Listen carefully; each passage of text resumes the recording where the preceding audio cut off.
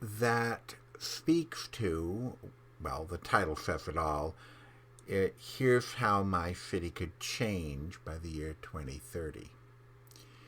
Now, I don't know if I agree with the timeline, but I agree that what is presented by this MP is a real possibility, if not, I don't think by 2030, but certainly by 2040 or 2050.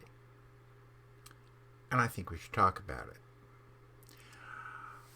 In the 1700s, the Industrial Revolution occurred, and there were many people. The north of England is the thing I routinely use, the textile areas. Skilled craftsmen, they might not have read well, they might not have figured well, they might not have known a lot outside of their craft, but they were skilled craftsmen. The middle class of that part of England destroyed in 15 years completely. There are parts of the north of England that still haven't recovered.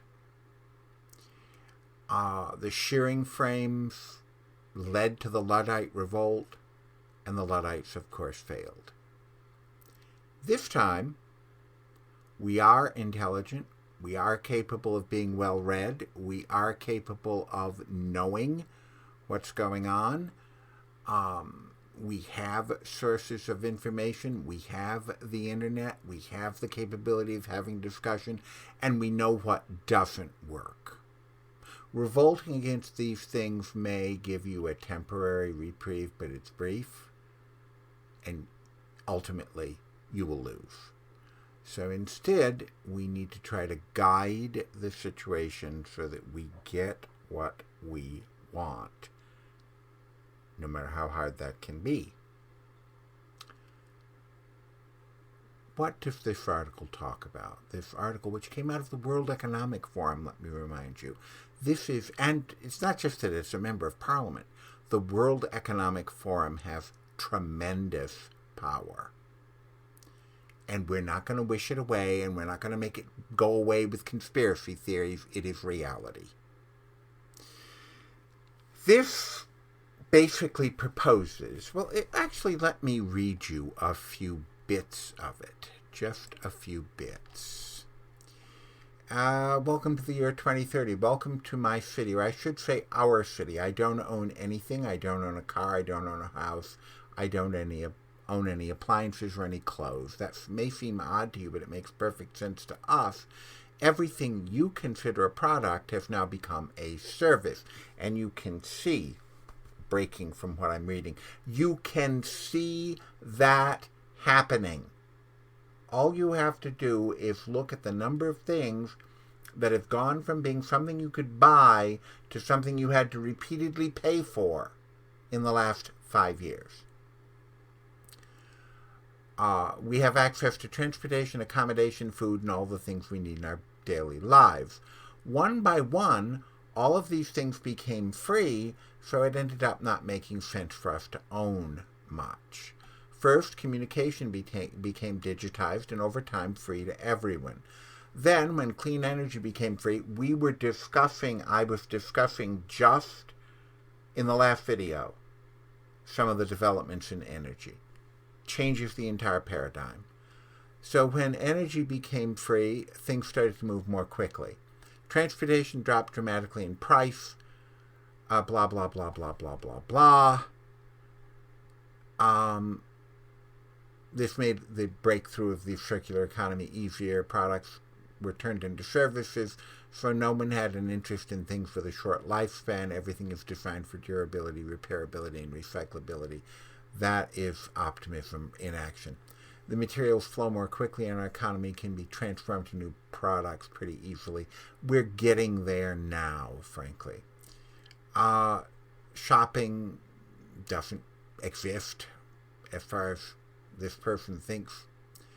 And they go on to say, my biggest concern is for the people who don't live in the cities, those we lost on the way, those who decided that it became too much, those who felt obsolete and useless when robots and AI took over big parts of our jobs, those who got upset with the political system and turned against it, They live different kinds of life outside the city. Some have formed self-supplying communities, and others just stay in the empty, abandoned houses from the last century.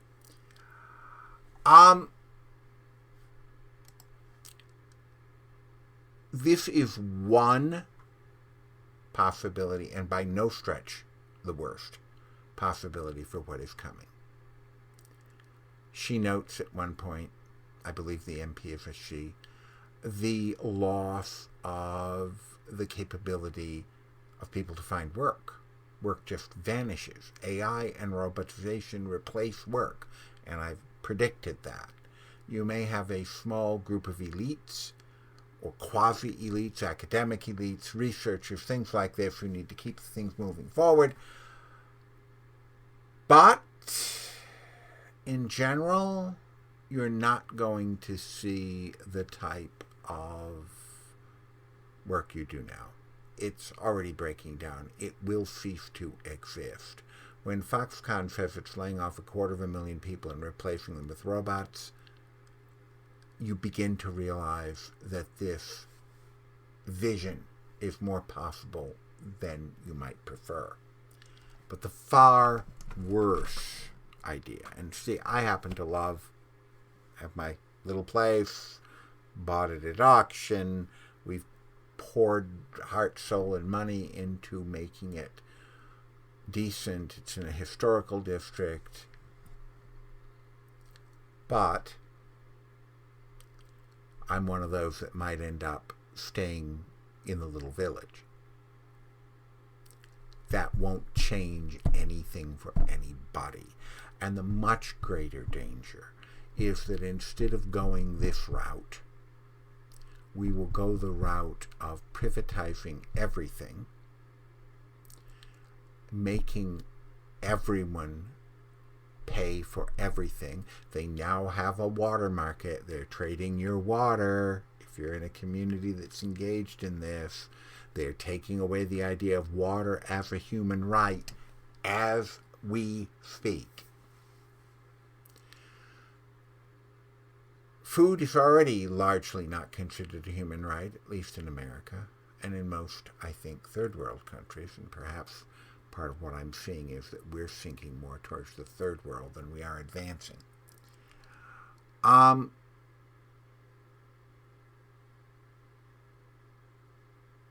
Housing isn't a right. It should be.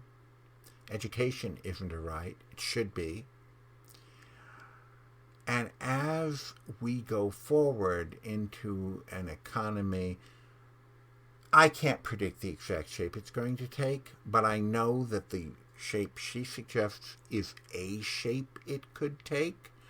And I know that the shape I fear, a plutocracy that might even go so far as to wipe out those people they don't need, but at the very least will allow them to die through, quote, quote, benign neglect, or maybe malign neglect. Those people will triumph in the most dystopian possibility. The idea, the cyberpunk idea, is celebrated in the game Cyberpunk and in the other games that are a little more esoteric, like Shadowrun. That is a real possibility. Not the Shadowrun so much, but certainly the Cyberpunk. I'm hard put to say that couldn't happen. It could. So, as I said, the vision she forwards is one possibility. But there are others that are much worse. And there are others that could be better. We must, while we can, we see the train coming. We see the technological shearing frame coming. And this, people like me talking, will never matter. The elites on the right have already made certain of that. Oh, those academics. Oh, those educated people. Oh, those people with terminal degrees and PhDs and double masters. You shouldn't listen to them. They don't really know anything. Guess what? They do. Medical doctors know medicine. JDs, which is the law degree for a lawyer. No law. My field, I know my field.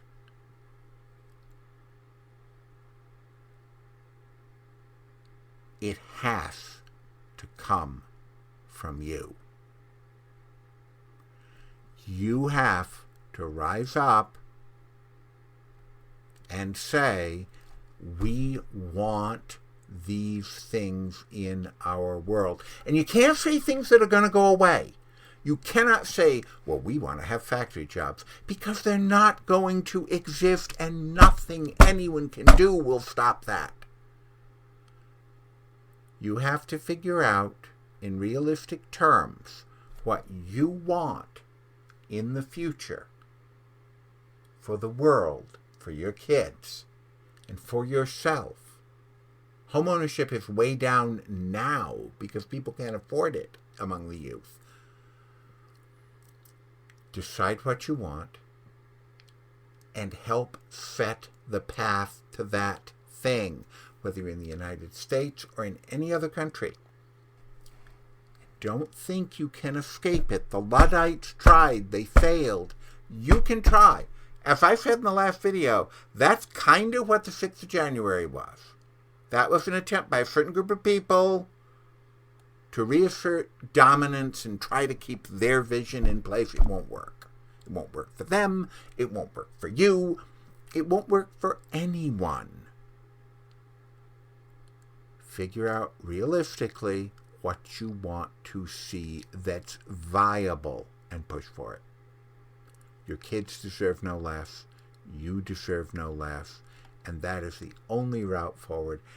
And I am sorry that so many of these, I will get to wonderful tech gadgets in some of these fairly soon.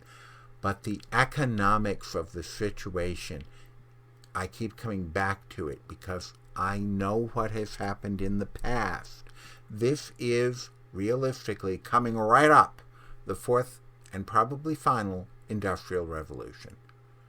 The transition to any form of tasked AI that is actually capable of decision making, and advanced robotics, which I can drive to Boston and see without, stressing myself if I want to. There are a couple companies down there that do it. Those things will alter the future. You decide not about those things, but about what you want around them.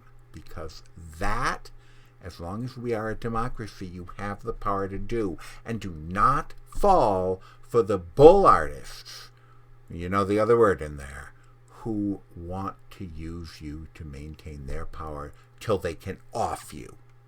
And that is really, I'm no longer, you either cut bait or you fish. I can't cut bait anymore. That is really what one of the two major political parties, and even if you belong to that party, you know which one I'm talking about, and you know I'm right. That's what they're trying to do. Use you to maintain power. They've lost it at the moment. They know they will get it back eventually unless you change your minds, until they don't need you. And then, I guarantee nothing, including the idea that they'll allow you to live.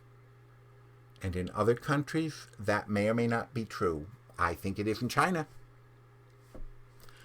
And I really think the big players going forward, maybe Russia, probably not. Certainly China, certainly us, even though lots of people keep saying we won't be.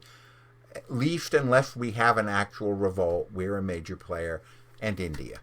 Those are the major players. Thank you very much for listening. Please figure out what you want and begin to take political action in your own interests while you still can. Thank you. Bye.